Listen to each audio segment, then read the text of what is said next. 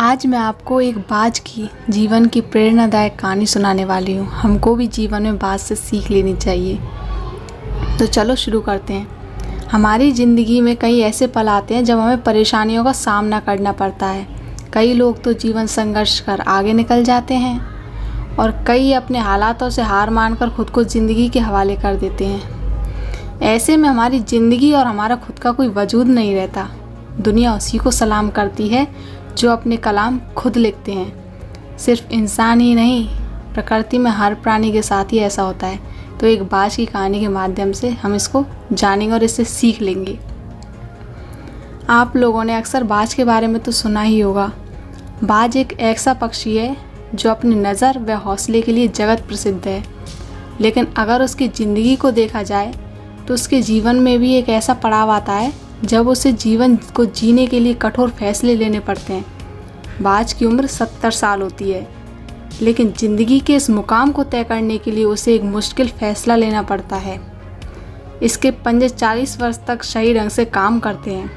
40 साल के बाद ये पंजे मुड़ने के कारण कमज़ोर हो जाते हैं और शिकार को नहीं पकड़ पाते। इसकी लंबी और तीखी चोंच भी आगे से मुड़ जाती है। पंख मोटे हो जाने से भारी हो जाते हैं और उसकी छाती से चिपक जाते हैं।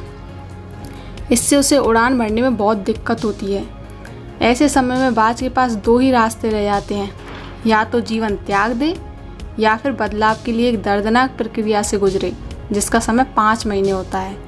फिर नया जीवन प्राप्त करने के लिए बाज उड़कर एक ऊंची चट्टान पर जाता है और वहाँ घोंसला बनाकर रहना शुरू कर देता है। बदलाव की प्रक्रिया के अंतर्गत बाज चट्टान में अपनी चोंच मार मार कर दर्द की परवाह ना करते हुए तोड़ देता है। उसके बाद अपने पंजों को तोड़ता है। अंत में अपने भारी हो चुके पंखों को भी नोच कर फेंक देता है। अब इस दर्द भरी विधि को पूरा करने के बाद बाज को पुरानी अवस्था में आने के लिए 5 महीने का इंतजार करना पड़ता है। इसके बाद बाज का नया जन्म होता है, जिसके बाद वो एक बार फिर से शिकार कर सकता है, उड़ सकता है, मनचाहा आनंद ले सकता है।